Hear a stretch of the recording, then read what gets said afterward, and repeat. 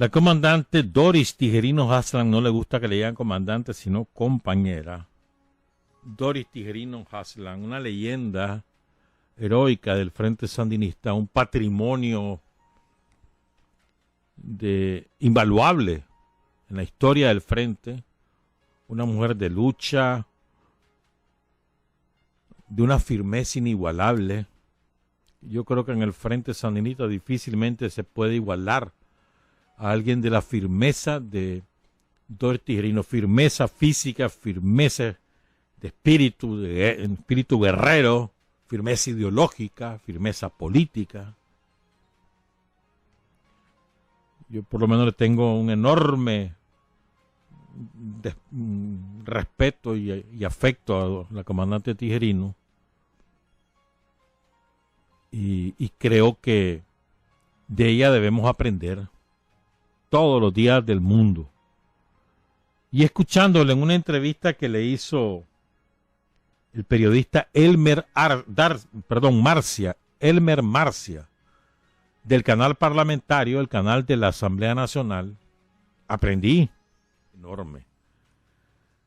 Entonces les vamos a presentar esta entrevista. Pónganme atención, aprendamos escuchando a Doris Tijerino Haslan, entrevistada por el periodista Elmer Marcia del canal parlamentario. Con nosotros la comandante Doris Tijerino, también diputada ante el Parlacén. Pues muchas gracias, comandante, por estar con nosotros. Gracias. Muchísimas gracias por su tiempo y su espacio. Sobre todo soy compañera Doris Tijerino. Eso de comandante me vino de regalo y de sorpresa en los 80. Pero compañera soy desde antes. No tienen que agradecer nada, más bien yo, porque creo que una de las principales cosas que los militantes que tenemos la suerte de haber sobrevivido y que conocimos a la dictadura, que sabemos de toda la historia gloriosa del Frente Sandinista, de toda la participación invaluable del pueblo nicaragüense, pues estamos obligados a transmitir esta información. En algún momento, en algún canal, yo dije que sobre los eventos del año pasado alguna responsabilidad teníamos, porque tal vez no habíamos hecho la labor de difusión de lo que fue la dictadura. De la criminalidad de la Guardia Nacional, de la barbarie que cometían contra los nicaragüenses y sobre todo contra los jóvenes, en un afán de no transmitir terror, de no angustiar a los jóvenes. Conclusión, algunos se creyeron el cuento que había una dictadura aquí, y algunos, estoy segura, se involucraron sin darse cuenta de lo que estaban haciendo. Y yo espero que cuando se dieron cuenta se hayan retirado. Y tal vez por eso es que esta gente que se dedicó a liderar ese golpe de Estado fallido, realmente se vieron precisados a reclutar delincuentes. Yo fui jefe de la policía. Ahí lo que estaba era todo el potencial delictivo de los territorios en los tranques, y cometieron los asesinatos que ellos sabían hacer. Por eso creo yo que hubo tanto crimen. Si hubiesen sido estudiantes, yo espero de los estudiantes una conducta más humana, más humana. No es que los estudiantes sean seres superiores, pero hay gente que ha tenido la oportunidad de leer, de estudiar, de saber, que no van a ser capaces. De elevar un poco más la conciencia al punto de la razón. Así es, así es. Y entonces lo que sucedió me indica a mí que ahí lo que estaba era lo más bajo de la sociedad. Y precisamente dentro de ese proceso de transmitir a las nuevas generaciones lo que significó la ofensiva final, conocer también un poquito de parte suya, compañera Dori, lo que significa el proceso de lucha insurreccional para el pueblo nicaragüense en contra de la dictadura. En sus propias palabras, si nos pudiese ilustrar a partir de su experiencia. Mira, voy a tratar de ser muy breve porque para poder entender lo que significó el proceso insurreccional, primero hay que conocer lo que pasaba con el pueblo durante los años de existencia de la dictadura. No voy a hacer la historia completa, pero te voy a decir que yo no he conocido, y ya tengo 75 años, no he conocido régimen tan criminal como el de Somoza. A lo mejor exagero, pero estoy diciéndolo en términos de la experiencia del pueblo nicaragüense. Aquí ni siquiera se podía ser joven. Ya no digamos participar en una organización que se opusiera. Aquí se juntaban 4 muchachos a platicar en una esquina para irse a un terreno vacío o a una cancha a jugar básquet, porque inmediatamente estaba un becat, terminaban presos y algunos asesinados. Era la política del terror, que se originó no en los últimos años, se originó desde que Sandino derrotó a la intervención norteamericana y expulsó a los norteamericanos, que eso a veces lo olvidamos. Aquí fueron derrotados los marines, así que pueden intentar venir a ver qué les pasa ahora. Y te digo porque de Nicaragua en esa época se tuvieron que ir para Honduras todos los que tenían los apellidos de los generales sandinistas o que estaban vinculados a la guerrilla. Por eso te encuentras en Honduras, sobre todo, muchos hondureños de origen nicaragüense y descendientes de esos combatientes, porque aquí te mataban por el apellido. Si eras López, segurito que te iban a asesinar, aunque había López en la guardia, pero estaba Rigoberto López Pérez. Y entonces solo el hecho de tener el apellido te merecía. Muchos nicaragüenses que quedaron aquí se cambiaron el apellido para no ser masacrados. Entonces eso fue una tónica, una constante. Una constante en la conducta del régimen somocista, de la dictadura de Somoza. Cuando llegamos a junio, realmente ya había corrido y transcurrido no solo el tiempo en términos del calendario, sino la lucha del Frente Sandinista. Ya había acumulado fuerza, ya se había convertido la idea de la revolución en un prejuicio popular, es decir, el pueblo la aceptaba como una necesidad. Hubo distintos detonantes, algunos señalan el asesinato de Pedro Joaquín como uno de los grandes detonantes. Y sí, es cierto, la gente se volcó a protestar contra la dictadura. Algunos se confundieron y creyeron que era apoyo a la derecha, a los chamorros. Realmente era rechazo a la dictadura, a la criminalidad de Somoza, porque Pedro Joaquín Chamorro no les hacía nada, en el sentido de que su labor era como periodista, la pluma, escribir en la prensa, opinar políticamente, tener una vida política activa en la oposición, pero a la medida que los Somozas lo permitían. Dentro del margen de operación. Exacto, Somoza permitía, hasta habían elecciones, y siempre las ganaba Somoza, con excepción de cuando ganó Lorenzo Guerrero, porque Somoza lo quiso así. Se hablaba del zancudismo en esa época. Había una oposición, había una lucha y Somoza siempre ganó las elecciones. Entonces decía, no es dictadura, aunque era el mismo Somoza, hasta el 56. Ya en junio del 79, y de días antes, desde el asesinato de Pedro Joaquín, como que la gente tomó la decisión, te lo voy a decir popularmente, o la bebemos o la derramamos. Esta gente ya no es soportable porque hasta matan, asesinan a Pedro Joaquín, que lo único que podía haberles lastimado es que él quería ser presidente también y trabajaba para ganarse la simpatía de los que mandaban, porque aquí siempre políticamente los gringos han tenido intervención hasta el julio del 79. De ahí para acá la perdieron. Okay. Entonces, pues ya el pueblo estaba organizado. Y cuando te digo pueblo, es el pueblo, no solo era el Frente Sandinista. Okay. Habían en los barrios comités de gente que no eran militantes, pero que participaban de la lucha armada en las ciudades, que protegían a los combatientes del frente, que facilitaban su ocultamiento para que no fuesen detectados. Y la protección a la hora del repliegue, eso fue monumental. Esa es una gesta heroica del pueblo nicaragüense. Y precisamente ahora estamos en vísperas de eso también, los próximos Así días, es. mañana repliega al vapor, mártires de Así Bataola.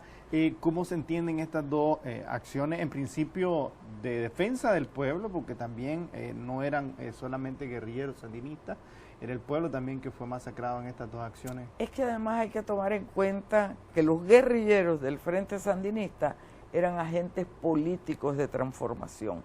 Okay. Organizaban, convencían, que era una necesidad convencer a la gente de que era justa y necesaria la lucha para poder crecer. Si no, hubiesen quedado el grupito de compañeros que fundó el Frente. Teníamos que convencer. Y a lo largo del tiempo yo me digo, ¿qué necesidad de libertad tenía el pueblo nicaragüense? Que nosotros nunca les ofrecimos ni ministerio, ni cargos en el gobierno. Si es que ni siquiera creíamos que íbamos a sobrevivir, ni pensamos nunca en eso. ¿En qué cargo me iba a tocar a mí? Que la gente se embarcaba en una lucha absolutamente desigual, en términos de la capacidad, el armamento que tenía la Guardia, el dinero que tenía la Guardia. Y como Margín Gutiérrez dijo en un escrito que hoy estaba leyendo el compañero William Griffith, nosotros nunca nos detuvimos en esa acción miserable de yo voy porque me van a dar. Nunca fuimos financiados por nadie del extranjero, y menos por el imperialismo norteamericano, y ahí todavía tienen salario, y los que viven en Miami, que es uno de los estados más caros de los Estados Unidos, alguien los está manteniendo, porque conozco las familias y sé que no tienen cómo. Entonces, esa es una cosa que hay que tomar muy en cuenta, que a esas alturas la revolución ya era una tarea asumida por el pueblo, liderada por el Frente Sandinista, organizada, dirigida, sostenida por los combatientes del Frente, pero con el apoyo masivo del pueblo. Y lo que implican todos los procesos uno a uno contados, usted menciona el ajusticiamiento de Rigoberto López Pérez, pero también hubo otros procesos de acumulación de fuerza que sin duda alguna ayudaron a que la insurrección se pudiese concretar, ¿no? ¿Cuáles podrían ser, si pudiéramos meter ahí o incluir también? Obviamente hay unos que resaltan mayor por su visibilidad política y mediática, pues el asalto al Palacio de la Chanchera, Chema Castillo, pues vaya, hay unos que por sí mismos, digamos, mediáticamente. Bueno, mira, el primer proceso que yo viví, después del originario, porque fue en silencio que se organizó el Frente Sandinista. Si Somoza se entera, no dudo que hubiese mandado a matar hasta el gato de la casa de los compañeros que estaban involucrados en esa tarea, encabezados por Carlos Fonseca. Nunca hay que olvidarse de Carlos Fonseca, del papel que jugó en todo esto y que sigue jugando ahora. Efectivamente, Tomás tuvo razón cuando dijo, es de los muertos que nunca mueren. Él va a estar siempre presente en nosotros y en las acciones de la revolución. Mira, ese primer proceso se da en el 70 a raíz de una enorme represión que se vive en las ciudades. Apresamiento de montones de dirigentes, asesinatos de otros. Julio Buitrago fue el 15 de julio del 69. Entonces la dirección y Carlos a la cabeza, haciendo un análisis de la coyuntura, decidieron entrar en una etapa de silencio para acumular fuerza, porque teníamos que recuperarnos del golpe que había significado esas capturas y esas muertes. Y se decidió que el Frente Sandinista iba a guardar silencio. Pero el Frente Sandinista tenía otros mecanismos de comunicación con el pueblo, con la masa popular. Y se desataron esos nudos y entraron en función, que siempre habían estado trabajando, esos mecanismos. Me estoy refiriendo a un enorme trabajo que se había hecho en las bases del movimiento cristiano. El movimiento estudiantil a través del Frente Estudiantil Revolucionario, vínculos con fuerzas sindicales en la ciudad y en el campo. Entonces, la idea era no pronunciar, sino actuar directamente como Frente Sandinista, pero sí conducir esa acción. Desde la clandestinidad. Desde la clandestinidad, a través de cuadros que no eran clandestinos. Yo me refiero a dirigentes estudiantiles como Edgar Munguía, por ejemplo, que fue el primer nombre que se me vino, y otros compañeros que tenían mucha presencia en el movimiento estudiantil, mucha autoridad, eran dirigentes, pero también eran autoridades en el CUN, en la UNEN, y a través de esos mecanismos, entonces se mantenía una acción revolucionaria que no era posible ser detectada como propia del FSLN. Hasta creo que llegaron a creer que ya nos habíamos acabado. Entonces, cuando andan diciendo, porque ahorita que dije eso, recuerdo que Miguel Mora, no lo he oído porque no lo voy a oír, ni a ver, yo tengo mecanismos de protección de mi salud mental, pero alguien me dijo que había dicho, el Frente Sandinista está acabado, no volverá a ganar. Así pensó Somoza también, así pensó Somoza, y aquí estamos, y aquí vamos a estar. Compañera Doris, tenemos que hacer nuestra primera pausa. Me quedo con esas frases que usted, con las que nos está ilustrando entre un encuentro histórico, pero también la descripción de un proceso insurreccional que nos llevó a un triunfo al pueblo nicaragüense, como usted lo ha hecho muy bien, lo ha descrito muy bien, al pueblo nicaragüense, no a una fuerza guerrillera en sí misma, sino a un pueblo entero que buscaba su lucha por la emancipación, por su libertad. Hoy, una conversación y un encuentro, más bien dicho, con la historia, con procesos de nuestro país, procesos que ayudaron a determinar la nueva Nicaragua que vemos, una Nicaragua que lucha y se esfuerza por superar procesos de violencia, pero también encaminada a rutas de prosperidad y en sendas de paz y reconciliación. Hoy estamos conversando lo que significó junio, mes del inicio de la ofensiva final, precisamente enmarcados al propósito de cumplirse 40 años de la Revolución Popular Sandinista,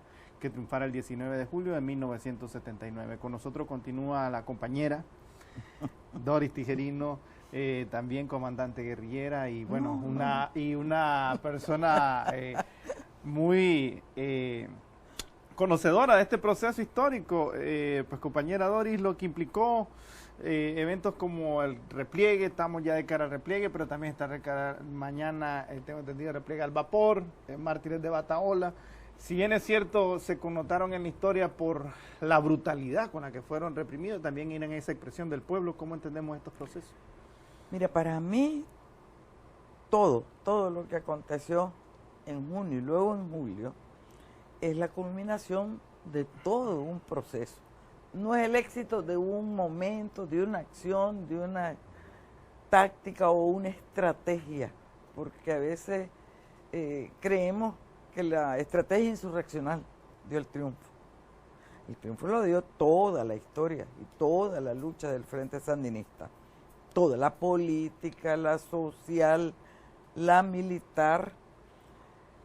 Y ¿qué es lo que yo veo como razón para decir que junio es el preámbulo, el día antes de la derrota de Somoza, precisamente la criminalidad. Dice que una fiera herida es cuando da zarpazo más fuerte.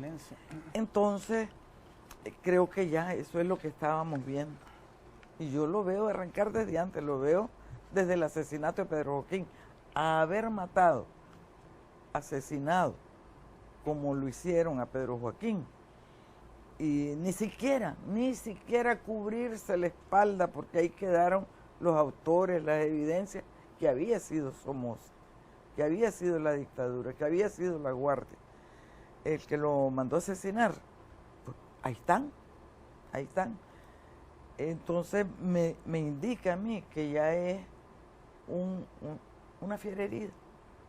Eso creo yo que es la expresión más clara de lo que estaba sucediendo. Y que ya los sandinistas sentíamos que habíamos llegado a un momento del triunfo, porque quiero decirle, en el 79, lo que se logra es la primer premisa, la primera acción necesaria para liberar al pueblo, que era derrotar a la Guardia. La revolución no se da en un día, en un hecho. La revolución es un proceso que yo me voy a morir dentro de 75 años probablemente, y ahí va a estar la revolución desarrollándose. Entonces, a veces también es equivocado creer que el 19 de julio ya está. No. Desde la existencia de Sandino yo tenía claro que podíamos derrotar a Somoza igual que Sandino derrotó la intervención yanqui. Pero que quedaba, dijo Sandino, una intervención que no la podíamos tocar, que no la podíamos ver, que la sentíamos, que era la intervención económica. A nosotros todavía nos falta que cumplir de alcanzar otras victorias que están en nuestro programa histórico, en nuestra estrategia original, para decir que hemos avanzado más allá. ¿Qué sí hemos logrado? Hemos logrado satisfacer muchísimas de las necesidades que el pueblo tenía. Todo lo que se habla de la restitución de derechos. Todo lo que se dice de la satisfacción de necesidad. Y yo te voy a decir, como mujer, como madre, como abuela, como bisabuela que ya soy, salud y educación. Miren, haber enseñado a leer al pueblo, haber alfabetizado este país. Yo me junto mucho con antiguos militantes del frente, que los llaman colaboradores de la guerrilla, y ellos así se llaman, pero son militantes, son combatientes. Uno de ellos, campesino, hermano de Bernardino Díaz Ochoa, don Filadelfo Díaz Ochoa, don Filadelfo, sacó la primaria, se bachilleró, sacó un técnico superior y hoy es licenciado de la UNAM en los programas maravillosos que se desarrollan en el campo, Sandino 2, Sandino 1, Sandino 2.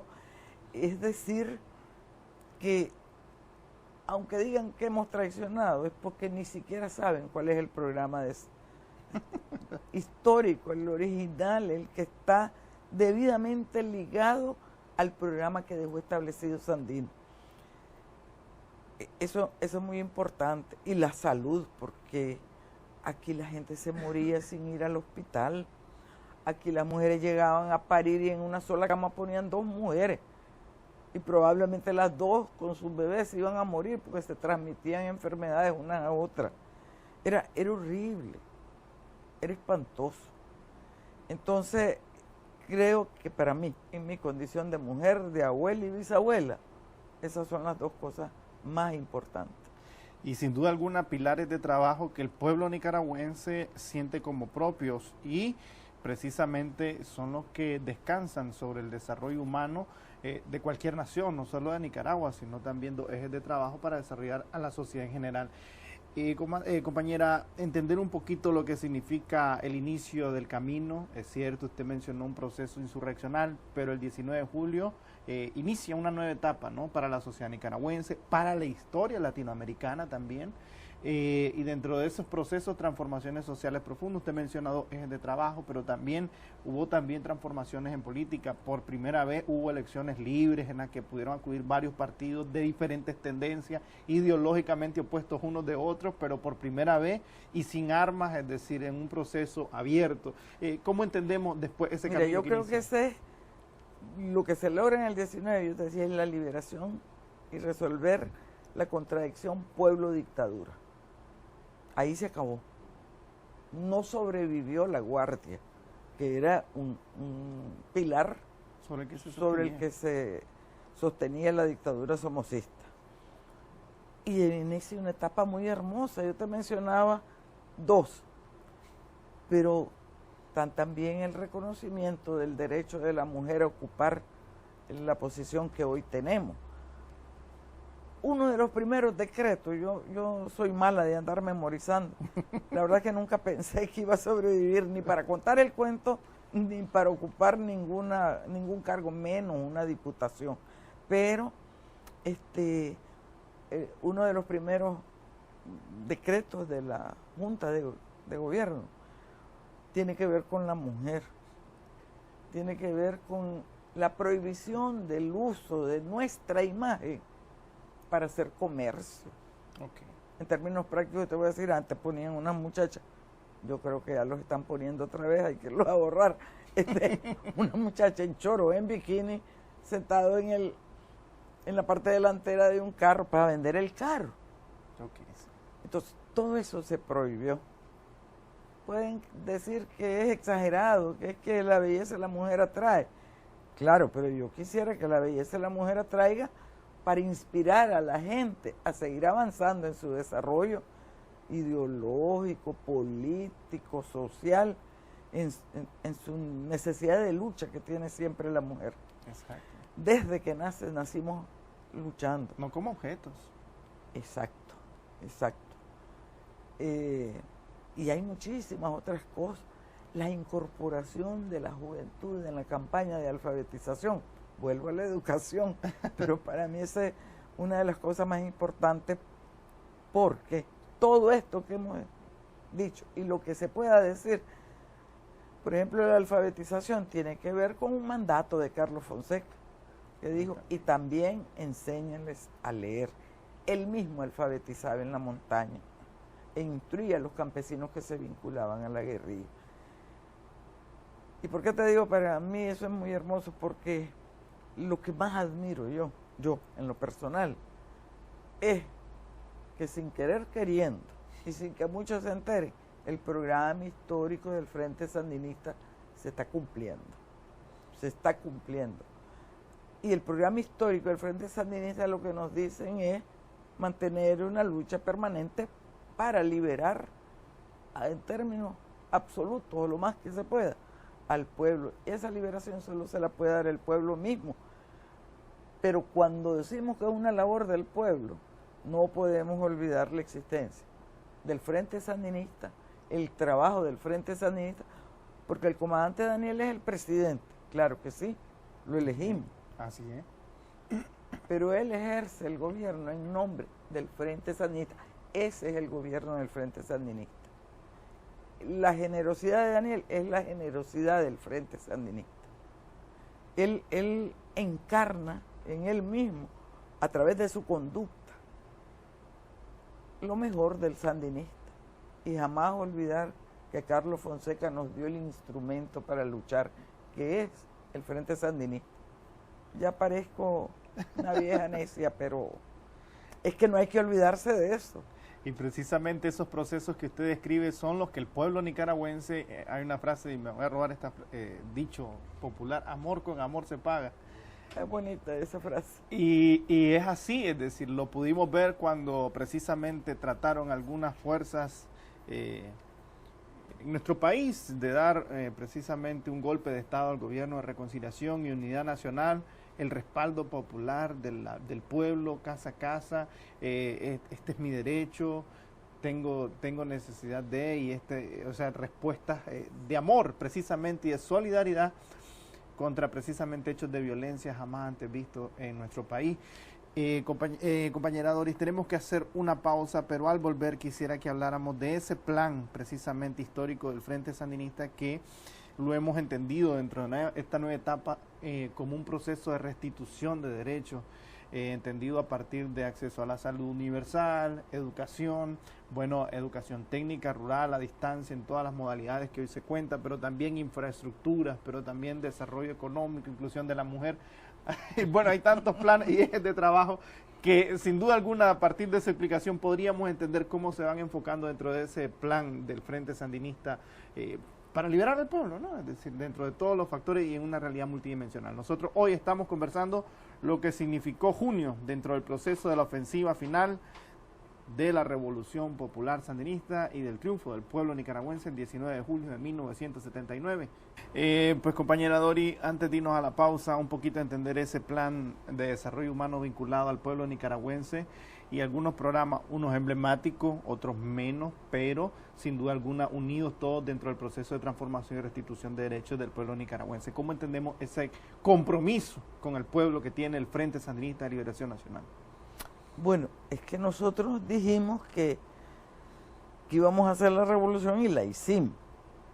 Pero como te digo, pues la revolución es todo un proceso de transformación básicamente, de alcanzar todas esas cosas que hemos ido con mucho esfuerzo, con mucho sacrificio, alcanzando. Sacrificio no digo en términos personales, hay aporte de experiencia, de capacidades técnicas, académicas, muy importantes. Pero sacrificio en términos de pueblo, porque nosotros no podemos negarnos que todavía nos falta que todos nos aproximemos a cierta igualdad en términos económicos. Creo que donde más hemos avanzado en términos sociales, fíjate. Aquí yo no, debe haber, ¿verdad? Porque aquí queda gente de ultraderecha incluso, pero al menos en términos generales, alguien que se sienta superior a otro porque es ilustra o porque anda en bus y yo tengo un carro.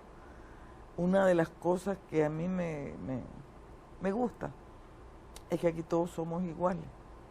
No solo ante la ley, como dicen en todas las constituciones, social, sino ante los derechos. Y me gusta, por ejemplo, la capacidad que ha tenido el pueblo, o la necesidad tal vez, y la inteligencia de empoderarse, dicen, y de apropiarse de ese derecho. Si yo soy igual ante la ley, pues también lo voy a hacer efectivamente, no frente a un papel. Y por ahí es que vamos, porque yo entendí, cuando me incorporé al Frente Sandinista, que luchábamos por una sociedad más justa, una sociedad donde todos fuésemos iguales, es decir, los mismos derechos, las mismas posibilidades, que se nos desarrollaran las mismas capacidades. Y si vos revisás cada uno de los aspectos que hemos ido avanzando y que hemos ido restituyendo derechos hasta donde nos ha sido posible, nos van convirtiendo en iguales. Entonces ya estamos cerca. ¿Quién quita? Y yo veo la transformación socialista. Y yo pido perdón porque no soy vocera del Frente Sandinista, pero como me entrevistan en lo personal, mi aspiración es esa. Esa es mi aspiración. Una sociedad superior. Y no hay otra más que la sociedad socialista, donde cada quien va a recibir según su aporte, según su capacidad, pero que es la puertecita para ir a recibir según su necesidad. Y hay aspectos de esa parte que se cumplen, por ejemplo, remitámonos a una cosa que es muy práctica y muy del dominio del pueblo.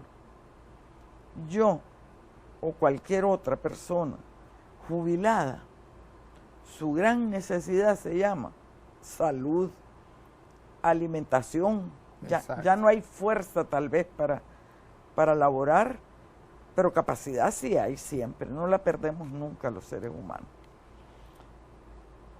Entonces, qué importante es que yo tenga el mismo derecho que el que tiene trabajo y aporta al INSS de ir a recibir atención a los hospitales y que se me dé la salud. Entonces, ahí yo siento que ya estamos dando según la necesidad del ser humano. Entonces, vamos caminando. Y vamos andando en procesos de transformaciones sociales. Compañera Dori, a partir de su experiencia en esta nueva etapa de la revolución, vaya, usted inmersa en varios momentos también, es decir, la transición del 90, es decir, 16 años en los que precisamente nuestro pueblo quisieron someterlo por hambre, por desgracia, por miseria, y después inicia una nueva etapa en la que vemos crecimiento económico sostenido superior al 5%, vemos restitución de derechos, vemos cómo la pobreza y la pobreza extrema descienden de tasas de estar arriba del 80 al 40 y después viceversa al 24%, y un trabajo andando bastante importante dentro de esa cosmovisión y dentro de esos paralelos que se van planteando a partir de nuevas conquistas alcanzadas. ¿Para dónde vamos y dentro de esa realidad entender la revolución? En estos momentos, lo más importante es derrotar definitivamente al fallido golpe, porque aunque no se dio, aunque no lo lograron, sí trastocaron la vida de los nicaragüenses.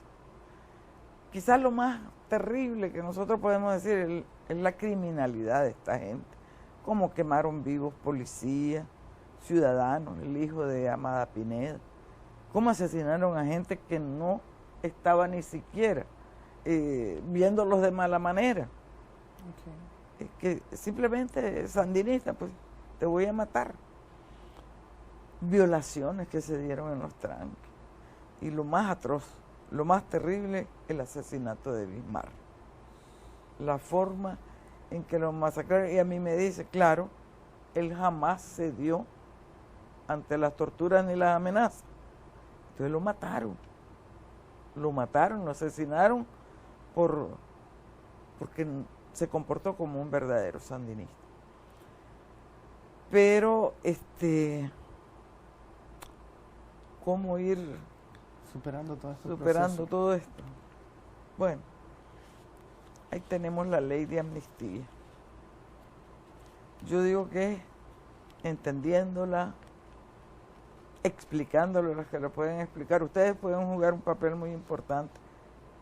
Hay que traer más seguido a Walmar Gutiérrez. Ese muchacho es excepcionalmente inteligente y pues su inteligencia y su capacidad la tiene puesta al servicio del pueblo. Porque uno tiende a reaccionar emocionalmente y es natural. Y entonces hay gente que se indigna y se molesta porque sacaron a los delincuentes. Entonces hay que explicar hasta la saciedad la necesidad de esa ley. Esa ley, yo digo que es la ley que quitó el simple pretexto, la simple expresión de que, como salieron diciendo, ya vamos a votar a Daniel Ortega, ya vamos a hacer lo mismo por lo que estaban detenidos. Bueno, ya van a volver a la cárcel, porque la ley cubre ese aspecto y es muy importante. El principio de no repetición. El principio de no repetición. Y de eso deben de estar claros que así va a ser. Y ya han estado delinquiendo. Yo estoy esperando que reaccionen las autoridades o que los ciudadanos vayan y pongan la denuncia. Porque si ya empezaron a hacer llamados de odio, si ya empezaron a amenazar, el colmo, amenazarse entre ellos mismos, porque 60 y pico de candidatos oí anoche a Wilfredo Navarro decir que habían ya. Y entonces sí, algunos están ya diciendo hay que matar a fulano porque quieren eliminar los estorbos que tienen. 63 candidatos a presidente. 67 dijo 67. Wilfredo, es que ya hay más. Ya salió una señora del mercado que estaba por Estafa. Por estafa. ¿cómo? Tengo entendido, porque Wilfredo hablaba de lo que había hecho aquí, que hable con los comerciantes panameños que fueron estafados por ella también. Y eso no tiene nada que ver con la política. con lo político y es anterior a la situación en que ella se vio inmersa. 67 candidatos presidenciales. Bueno, entre Yo ellos. digo, ¿verdad? qué Dicen- bueno, yo me alegro, porque si el Frente Sandinista va solo contra 67, yo ya sé cuánto va a ser el porcentaje nuestro. Va a ser aplastante, y eso lo tiene que oír Miguel Mora, porque ellos solitos se autodestruyen, ni siquiera se tienen confianza entre ellos mismos, conspiran. Y sin duda alguna también complejidades dentro de esa visión humanista del Frente Sandinista, de la revolución también, y lo podemos ver dentro de esos procesos de reconciliación iniciados a partir de esa gestión del Frente, de forma unilateral, el Frente Sandinista, la vocación por la paz, heredada también, lo vimos, es decir, a Sandino precisamente lo emboscan y le quitan la vida, lo asesinan precisamente en búsqueda de la paz. Compañera Dori, un mensaje que nos quisiera compartir en este proceso de 40 aniversario de la revolución.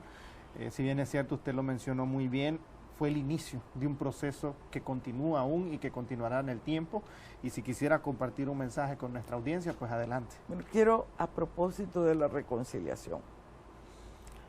La reconciliación pareciera que es un acto de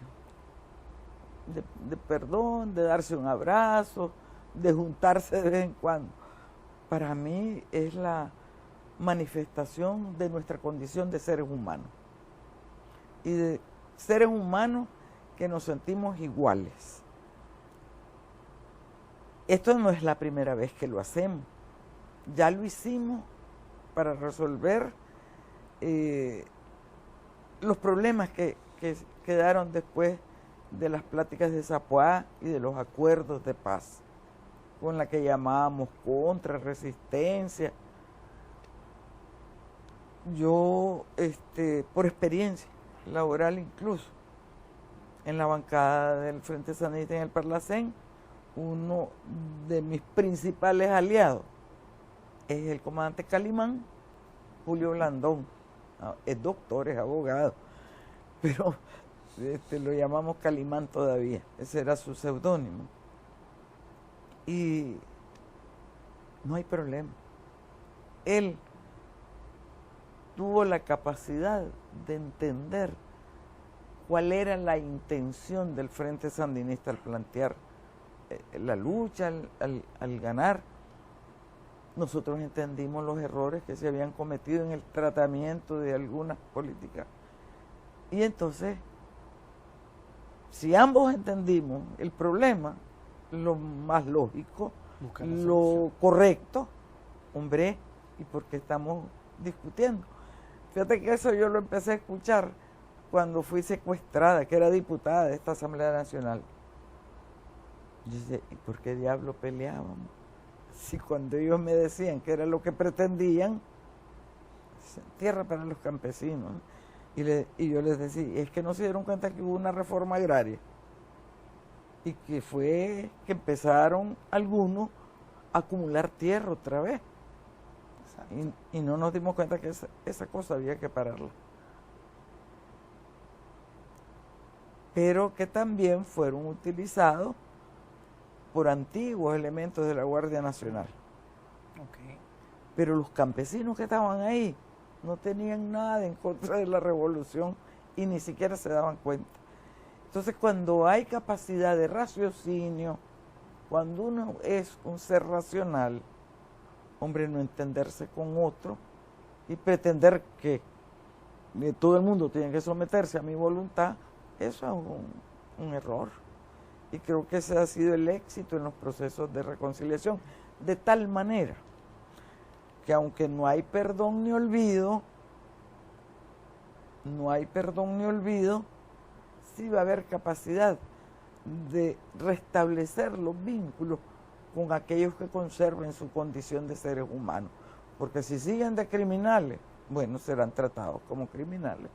Y yo, con el que quema un policía, asesina al hijo de Benigna Mendiola o quema vivo al hijo de Amada Pineda, no, ni perdono ni olvido. Eso yo creo que no es cierto cuando están diciendo perdón y olvido. Nadie perdona ni nadie olvida. Eso es como decirle a una madre, a una de estas madres, perdonar y olvidar. No, ellas entienden más que nadie la necesidad de la paz. Y como vos dijiste, el sandinismo, desde su origen histórico, que está en el general Sandino, es la búsqueda de la paz. Así que ese sería mi mensaje. Mi único afán es transmitir mi experiencia de vida, que ha sido riquísima. He sido privilegiada. Desde que me incorporé, igual que otras compañeras, Luz Danelia Talavera me antecede, estuve vinculada a Carlos Fonseca desde que nací, porque soy matagalpina y él también, así que me considero una persona privilegiada, muy satisfecha de lo que he vivido y de lo que todavía voy a vivir. Yo voy a ver más.